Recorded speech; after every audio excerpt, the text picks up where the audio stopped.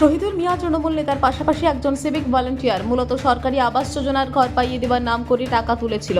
দীর্ঘদিন ধরে স্থানীয় বাসিন্দারা তার বাড়ির সামনে এসে বিক্ষোভ ধর্ণা করে, কিন্তু গত দুদিন থেকে তাকে খুঁজে পাওয়া যাচ্ছিল না। আজ পুলিশ অভিযোগ পাওয়া মাত্র তার বাড়িতে এসে খাটের তলা থেকে বের করে নিয়ে যায়।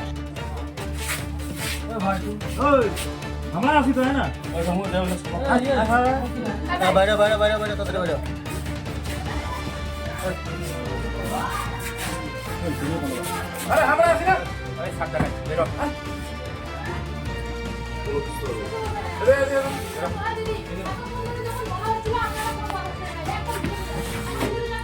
কেন এলা এত ইয়ে হতিস না?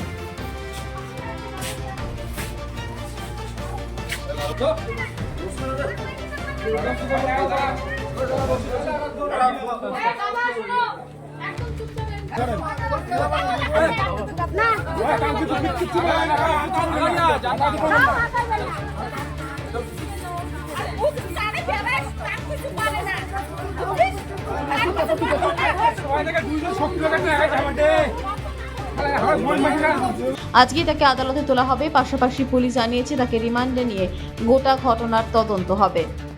ব্যুরো রিপোর্ট, আরোহী নিউজ বাংলা।